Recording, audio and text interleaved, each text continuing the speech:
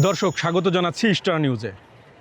আমি এমন একটি জায়গায় দাঁড়িয়ে আছি যেটি আসলে জলাশয় নয়, কোনো জলাধার, হাওর কিংবা বাওড় নয়।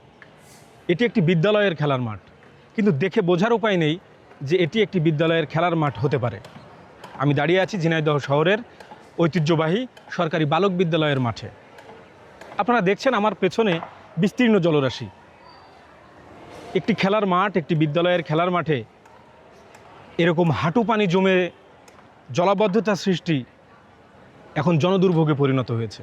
যে এই জলাবদ্ধতা নিরসন কিভাবে সম্ভব তারা জানেন না।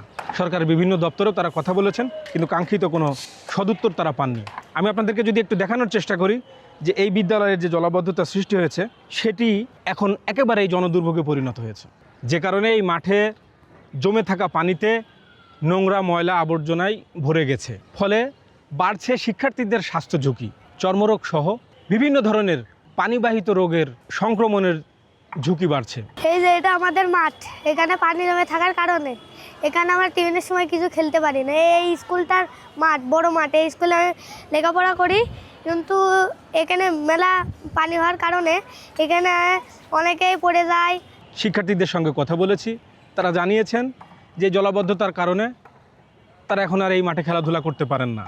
বিদ্যালয় সংশ্লিষ্ট শিক্ষকদের সঙ্গে আমরা কথা বলেছি, তারা জানিয়েছেন যে এই বিদ্যালয়ের এই মাঠের যে পানি, যে জলাবদ্ধতা, সেটি নিরসনে ড্রেনেজ ব্যবস্থার কোনো বিকল্প নেই। ড্রেনেজ ব্যবস্থা না থাকায় সেই খালটির সঙ্গে এই মাঠের পানি বের হওয়ার কোনো সংযোগ স্থাপন করা সম্ভব হয়নি।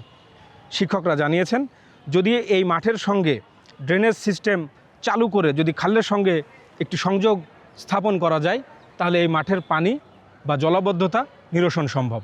তারা প্রশাসনের বিভিন্ন দপ্তরে কথা বলেছেন, সরকারের বিভিন্ন পক্ষের সঙ্গে তারা এ বিষয়ে তারা কথা বলেছেন, তাদের দুর্ভোগের কথা জানিয়েছেন, কিন্তু এখন পর্যন্ত কোনো সুরাহা হয়নি। আমি স্থানীয় মহল্লাবাসীর সঙ্গে কথা বলেছি, তারা জানিয়েছেন যে সরকারি বালক বিদ্যালয়ের শিক্ষার্থী ছাড়াও ঝিনাইদহ শহরে বসবাসকারী শিশু কিশোররা বিকাল হলেই এই মাঠে খেলাধুলায় মেতে উঠতেন, কিন্তু জলাবদ্ধতার কারণে সেটি এখন আর সম্ভব হচ্ছে না। বিদ্যালয়ের শিক্ষক, শিক্ষার্থী সহ পার্শ্ববর্তী মহল্লাবাসী তাদের একটাই দাবি, এই বিদ্যালয়ের যে জলাবদ্ধতা, এই খেলার মাঠের যে জলাবদ্ধতা, সেই জলাবদ্ধতা নিরসনে অতি দ্রুত কার্যকর পদক্ষেপ গ্রহণ করা হোক। পৌরসভা কর্তৃপক্ষ থেকেও সেই একই আশার বাণী শোনানো হয়েছে, তবে সেই আশার বাণী কবে কার্যকর হবে সেটি এখন দেখার অপেক্ষায়।